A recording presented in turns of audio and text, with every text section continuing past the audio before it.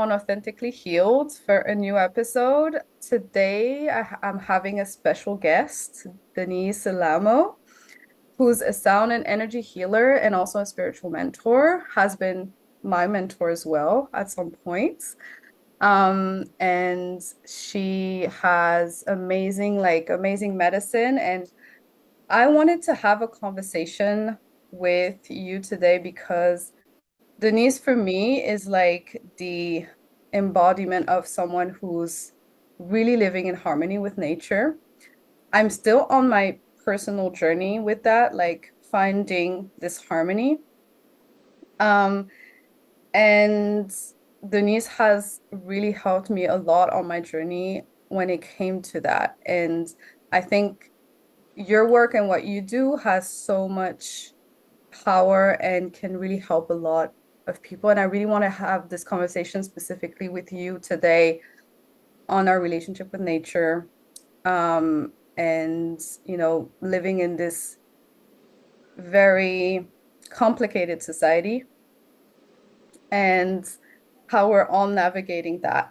And Denise is really someone that we can really learn from. And I mean, I wanted to start this conversation, first of all, because I remember you telling me, like, you've always, like, even as a child, right? You were very much had this special connection with Mother Earth. And it's like, even maybe sometimes people might have misunderstood you. Like, it kind of sparked also some reactions, maybe from people around you, or like, you know, the people you met. But I just wanted to start this conversation on there because I feel like um in this society, when you're in connection, right, in harmony with nature, or you're born with this special connection, because I believe some people are born with it, we learn from them. um it kind of triggers people as well. Would you agree on that? Yes. First of all, hello, Chloe. Hello, audience. And so happy to be here. And to answer your question, yes, I would agree with that. It can tend to trigger some people. There's still like a lot of misunderstandings and misconceptions out there. And everybody is in a different place in their life. And not everybody learns the same lessons as you throughout their life. Hmm. And so you might have some people that may turn up their nose or, scoff at you for being outside barefoot, for example, or just going out in the rain and just having a little dance and running back Mhm. inside. They may not get it. They may not understand where you're at or why you're doing things that society says, or they may view it as that's just weird.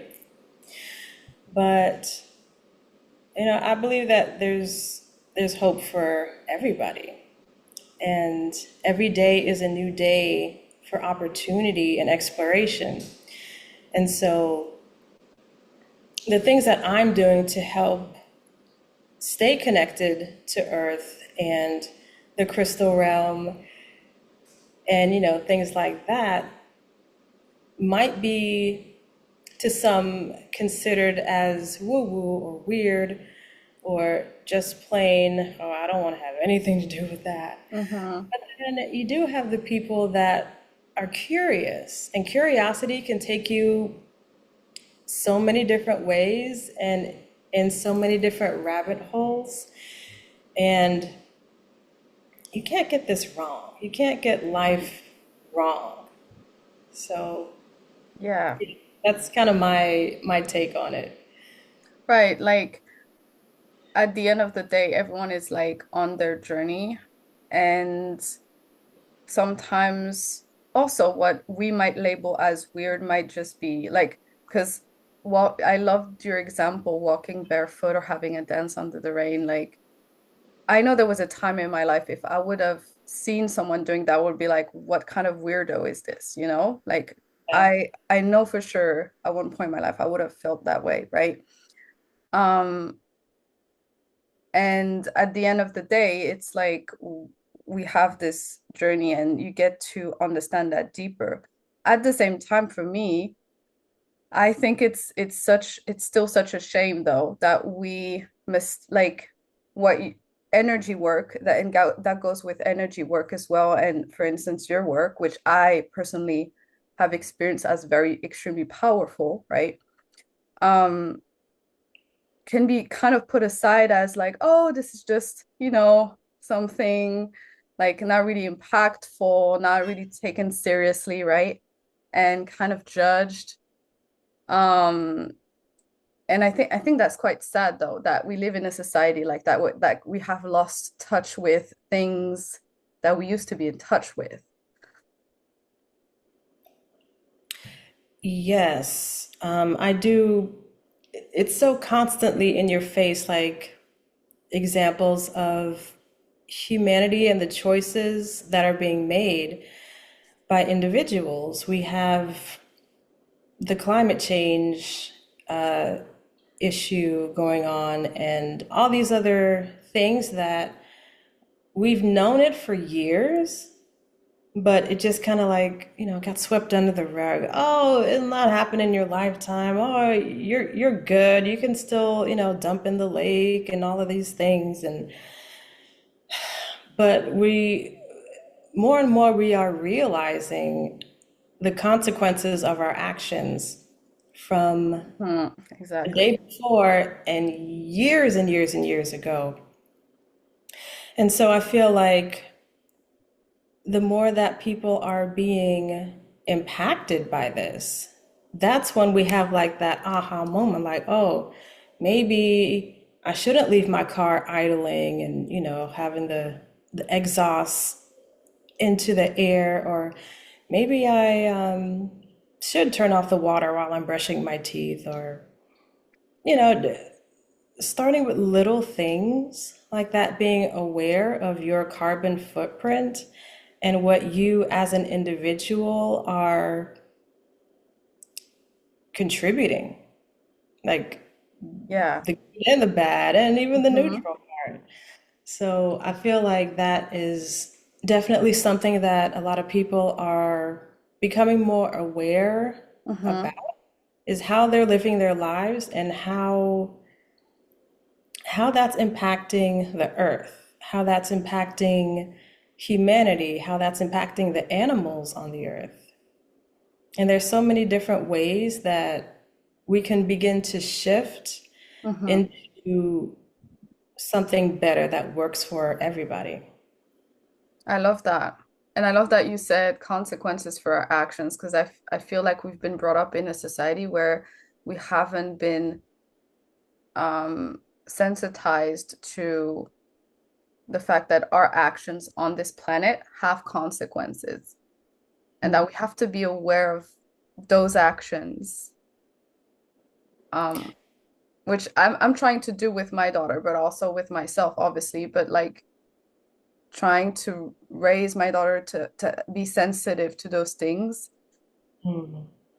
Like resources are not unlimited, and we have to like cherish them and understand that we have to, to have a positive impact or contribute positively or use them wisely. Yeah, I love the fact that you're raising your daughter to have that awareness from a very young age. I feel like Trying.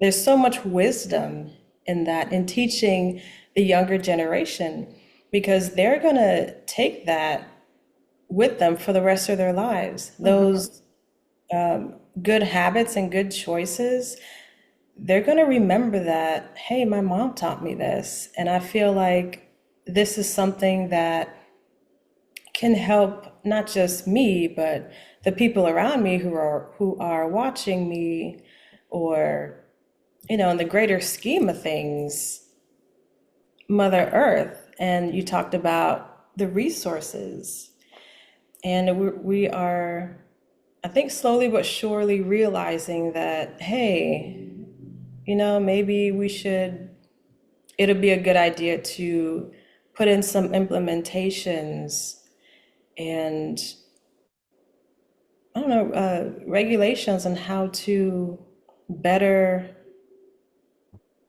mm, what's the word? How to better use the resources so that everybody can benefit in the way that is healthy, in a way that is mindful. Hmm. You know that in certain stages of life, you are going to use more resources, such as motherhood. There's a lot of things like you have a lot of laundry, so you're going to be using up more water and more soap, and the if you give showers or a bath to the kid, that's more water versus, oh, if you were just a single parent, or not a single parent, but just Tell it, you, yeah, just or an adult, yeah, or a yeah, couple. Mm-hmm. yeah, exactly. So there are, yeah, that was just one example, but Mm-hmm. yeah, just recognizing that there are different times in life and different situations that do require one to use a little bit more resources. Mm-hmm. And I feel like things were, because we live in this modern society, we love our convenience. Yeah. Convenience comes with a cost. And yes, it's also a little bit more expensive because it's, packaged and, whatever else. But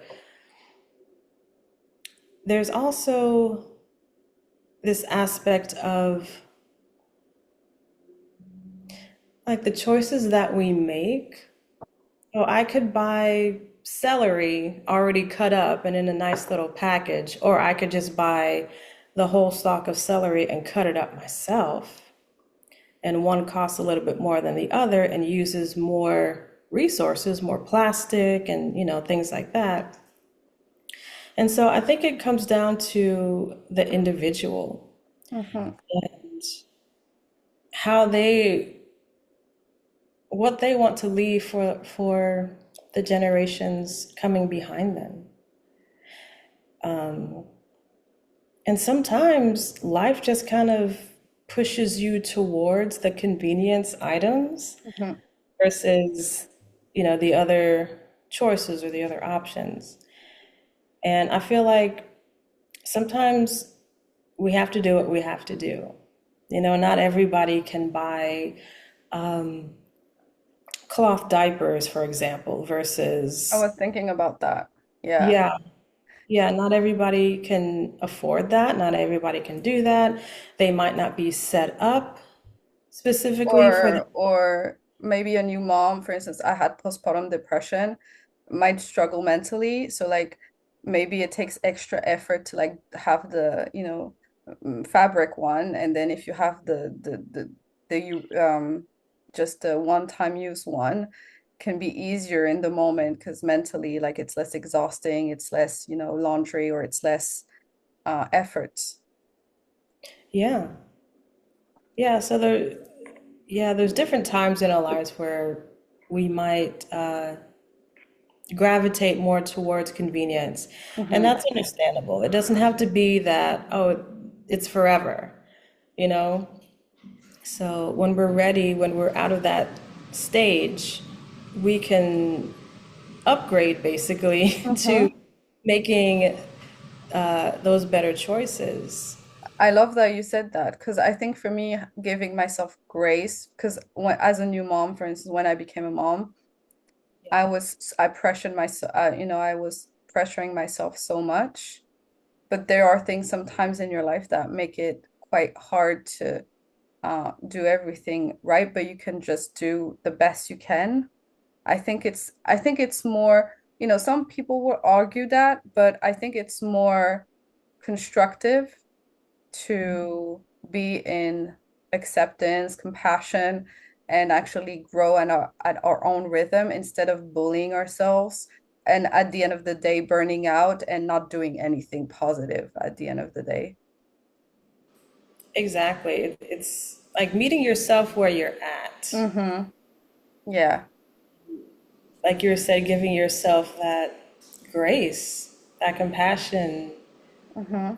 be where you're at, dealing with what you're dealing with, and also doing the best that you can with what you have going on. Yeah. Financially too, like economically, like there's so much. Yeah. I agree so much with that. And this brings me back also to like, so with your work, you do energy healing, you do crystal healing, also specifically, and sound healing. Yes. Which by the way, if you're interested in, because you post videos of like, you do sound healing live, like I've seen videos on your Instagram. So if you want to head to her page as well, to Denise's page to get some healing, because I've done that. Sometimes I go back to her page and I'm just like, let me get a bath of, sound healing.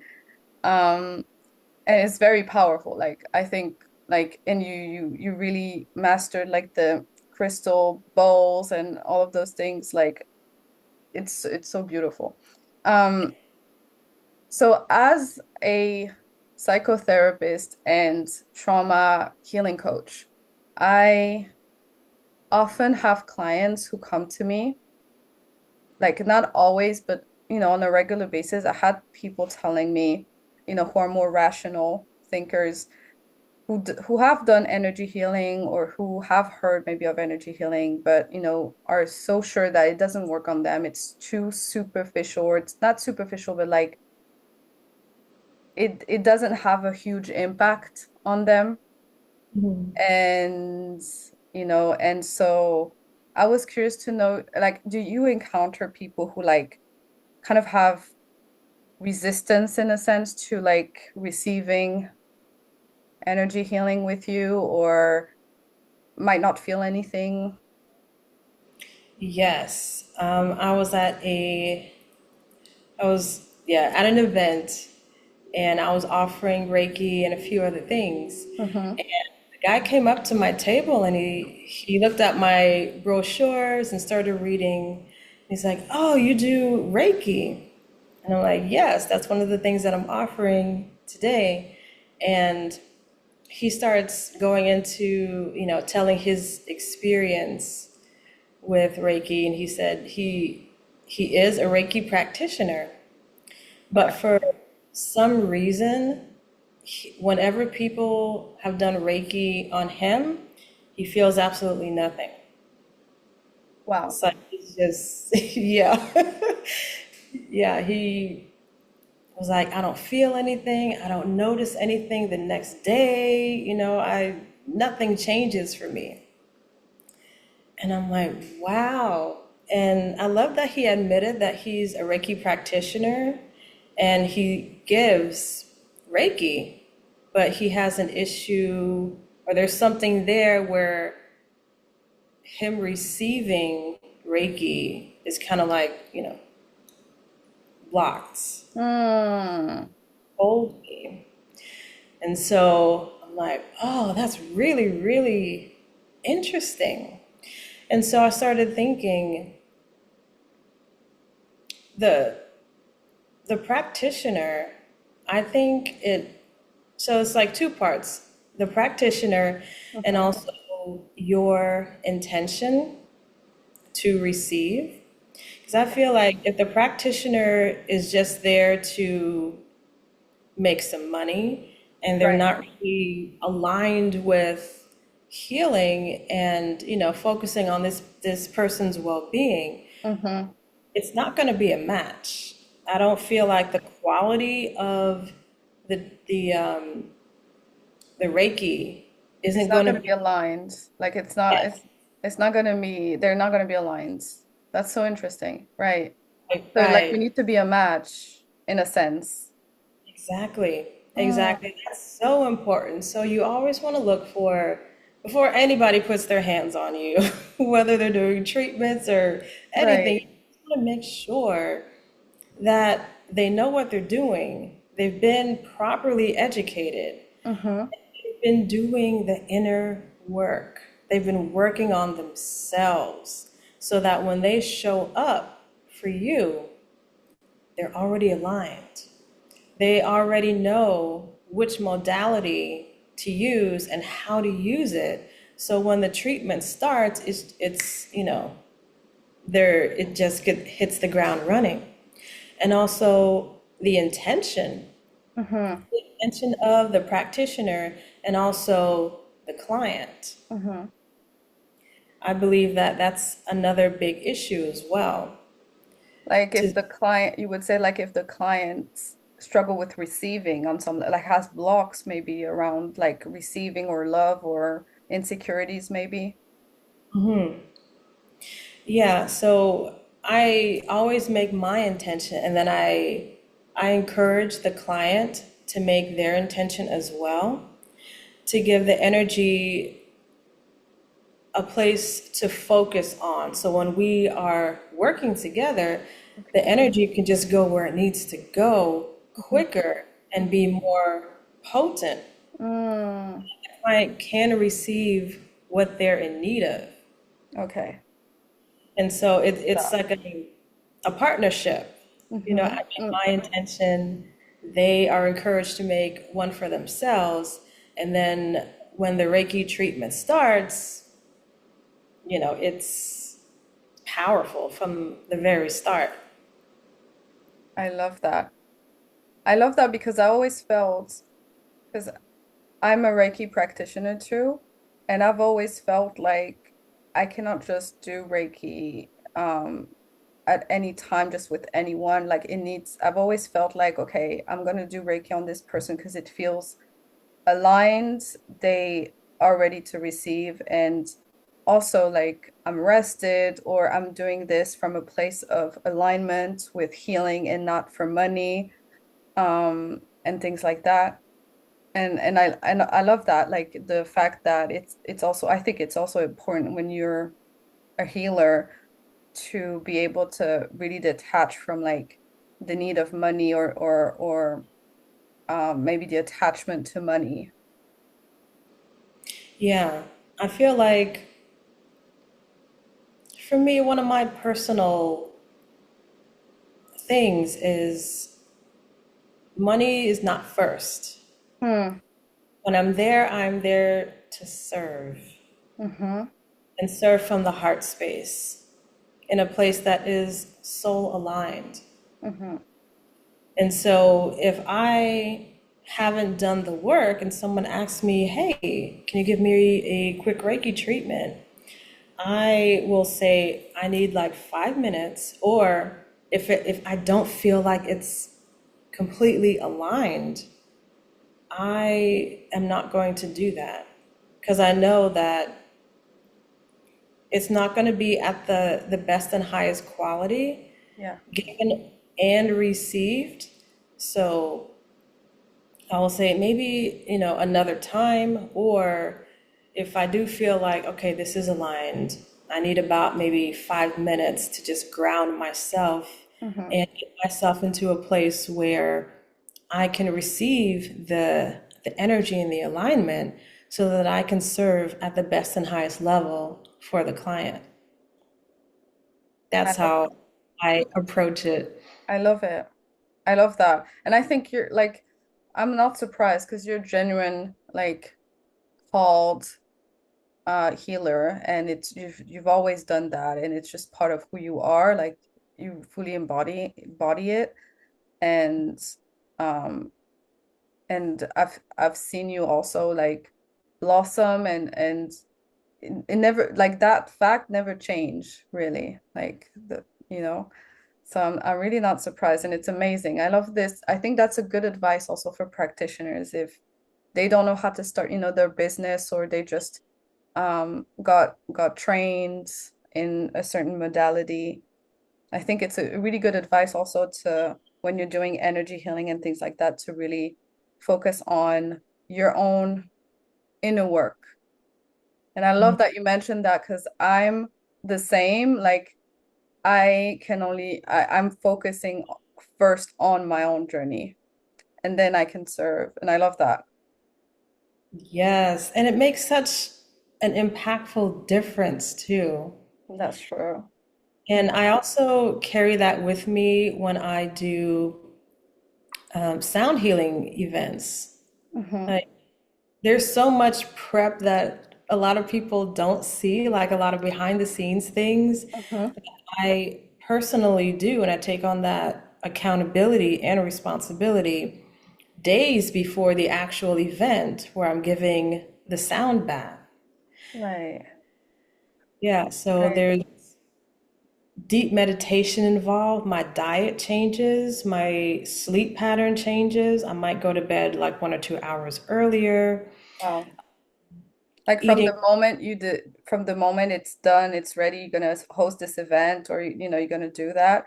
Like you're gonna align to it. You're gonna yeah, put a lot of work for like days and yeah, exactly. So it goes really deep on my end because that's what I feel is being called of me, mm, that I can do the best that I can. When I show up, I am, as Esther Hicks says, tuned in, tapped in, and turned on. I'm reading the room, I'm feeling the energy, and I know that I'm going to be guided as to what instruments to play and in what order, so mhm. that whoever is emitting that, that need, it can be met. And so, yeah, doing certain things so that I can be receptive. Because when I enter that room, the treatment room, I am focused. I'm already focused. I've already done the work. I'm Yeah. rested. You're a very pure channel. Yes, because I know the importance of it. Yeah. And I've been in healing spaces where the energy just felt off when you walked in. I'm like, no, I don't think I want to get a treatment from you. Maybe somebody else in the room. Mhm. So I allow myself to be guided that way because I know a lot of lower vibrations, lower energies can be transmuted during those types of treatments. So that's why, for me as a practitioner, I take my role very seriously and I make Mhm. sure that I have done what I needed to do, all the prep work. So Yeah. when people are under my care, under my medicine, they're getting exactly what they need. I see that's amazing. What would you give like as an advice, like a few advice, like how to prep if you like it for practitioners, for instance, or people who um serve others or even just support others, can be coaches, but like what advice would you give to them to like prep? What type of preparation would you recommend to like be a clear channel and be responsible, you know? Mhm. So picking certain things that you feel gets you at your best. If it's like going to sleep, getting those full 8 hours in, Mhm. concentrate on that. If it is your diet, you kind of like need to clean it up a little bit, you've been eating too much processed food, Mhm. back to back, start with having some green juices or lighter foods that make you feel energized, that make you Mhm. feel good, nourished. If you need to feel like you need to move your body, you've been sitting all week and you need to get some energy moving, maybe releasing some blockages that you know that you've been feeling, but you haven't done anything about it yet to have that release of it. Mhm. Go for a walk in nature. Or if the weather's not permitting, maybe an exercise video on YouTube or something like that, to where you're moving your body in ways that feel good to you and having the intention that you are preparing yourself to serve others Mm, on your best and highest level of right. your capacity. Right. With intentions. I love that. Like, yeah, if you put the intention as well, Yes. that changes a lot as well. I love that. Yeah, so thank you. So it's focusing on self-care, very intentional self-care for you.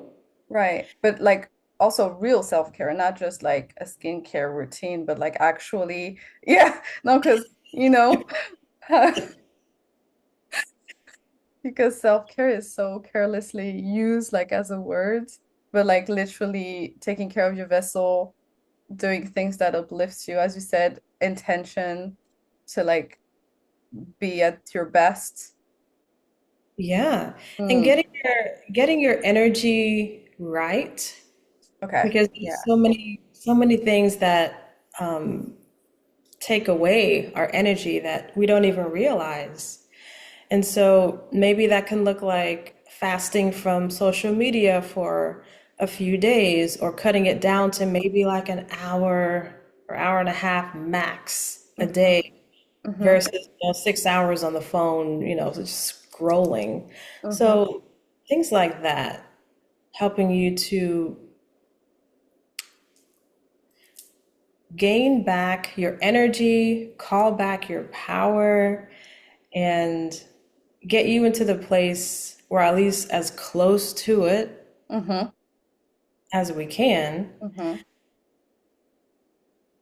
Yeah, I think getting your energy right is probably the number one thing. And whatever guidance comes forth for you, whatever little nudges, it Mm-hmm. could even be, hydrating yourself, drinking a few more glasses of water per day. It doesn't have to be anything complicated.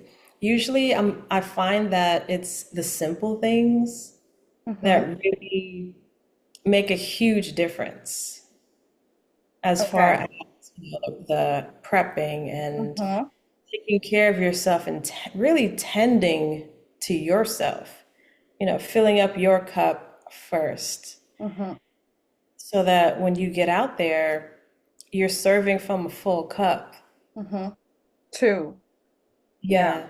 Yeah, And it's powerful what you said, like getting also there are things that we don't realize that kind of where we things that we do that might leak our life force in a sense, where our life force is leaked. And you said social media. That's super important. I think sometimes we don't realize as well that certain things do take a little bit of our life force away or like misalign us or can impact our energy. And I love that also the way you're saying it because it's not about being extreme.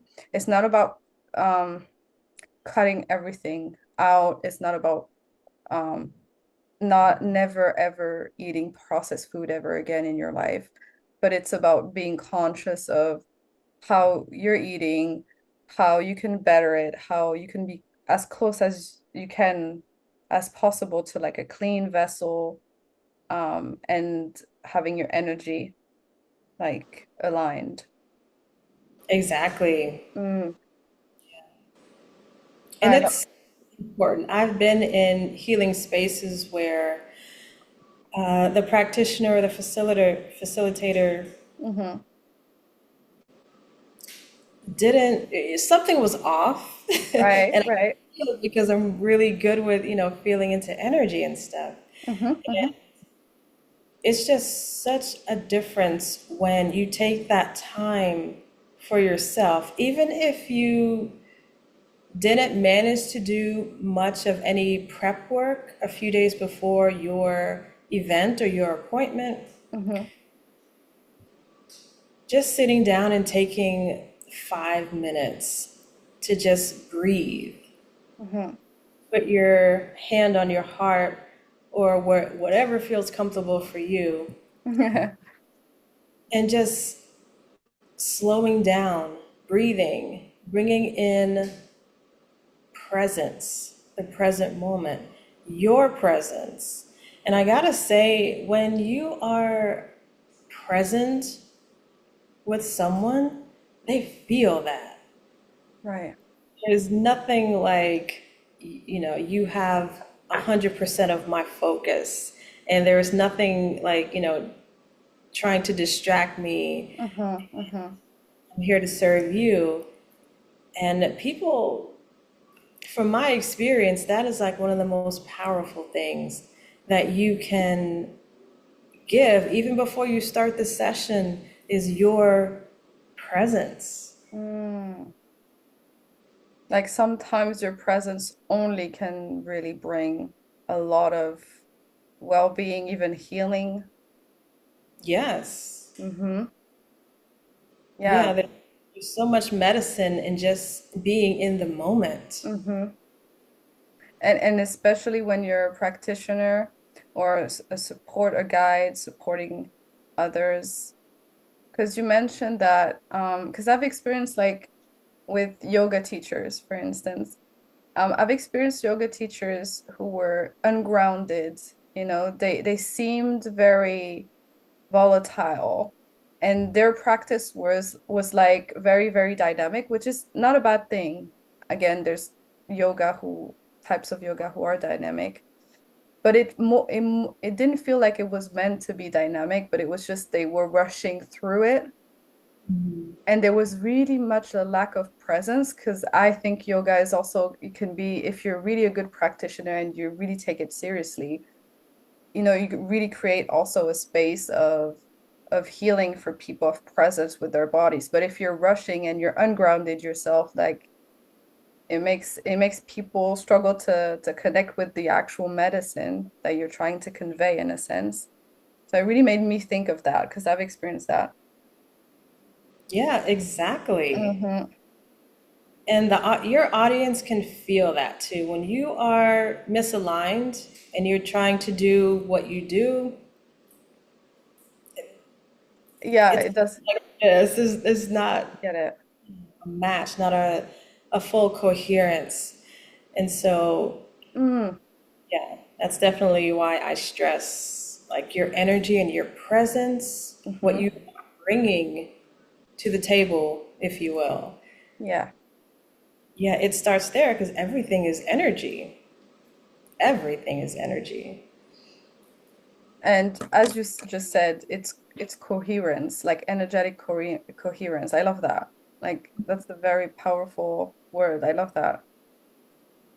Thank you. Because Oh, go ahead.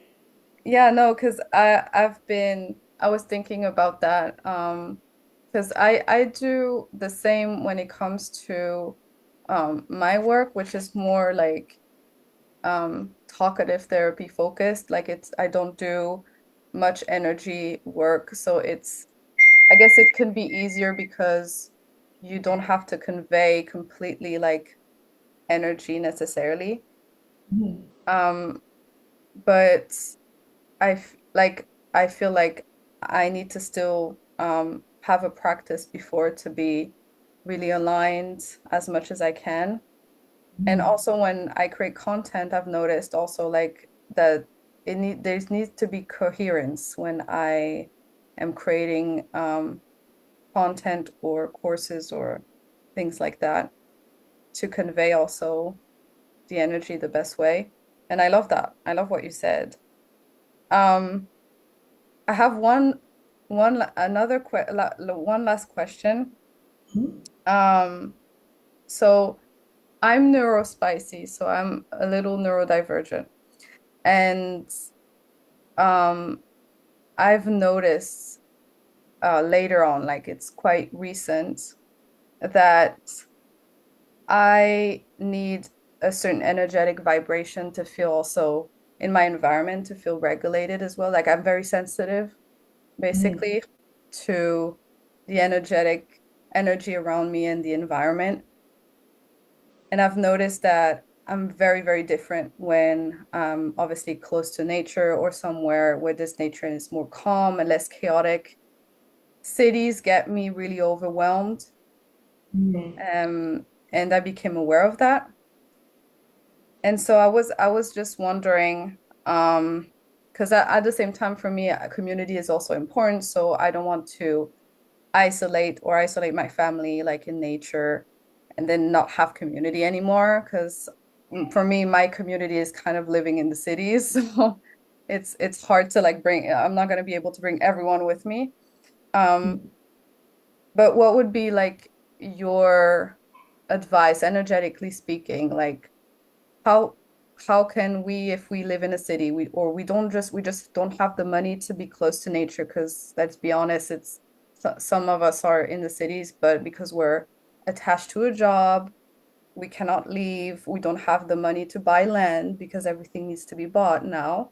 So, what would be your advice to remain energetically aligned or like regulated nervously if we're like in a city or not that close to nature? So noticing when how you feel when you are in those green spaces, when you're in nature, that feeling, Hmm. take note of it and know that you can bring that with you anywhere you go. You can Wow. cultivate that specific energetic frequency anywhere. It could be on the bus, it could be in the city, it could be in the work office. So just noticing that vibration that you have, how good it makes you feel, and you can remember that and bring that frequency back home to you.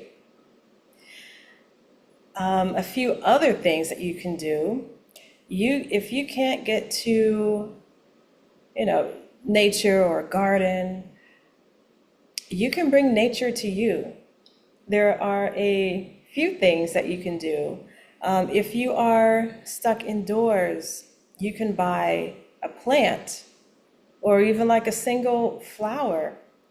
Mhm. Like this plant behind me, this little tree thing, that's not real. I specifically chose it to be artificial because of my busy schedule and the Mhm. watering thing. It's not going to work for me. So I'm like, okay, I do want some greenery in my personal space. What can I do? What's available to me? And so I found that guy and I put three little pink flowers on it to zhuzh him up a little bit. Mhm. So artificial greenery is another great way. Or if you want it real, Mhm. whichever brings you that sensation of vibrancy and balance, you can do that. You can also bring in crystals. That's what I was These, gonna. Yeah. yes, these are wonderful allies and companions of helping you realize your worth. Remember that you are nature Mhm. itself. And there's such a beautiful touch to any space. You can also bring in your favorite scents. If you like being around uh, maybe orange trees and you like that scent of orange in the air when you break off the orange and you smell it, you can find like scented perfumes or scented lotions, things like that to help give you that vibe, or at Mhm. least close enough to Mhm. get it. Let's see. Another thing is like room sprays. I know there's a lot coming out these days. This one is Palo Santo. I love that smell. And Mhm. this one in particular has crystals in it at the bottom. And so Oh. it's just enhancing that room smell of Palo Santo.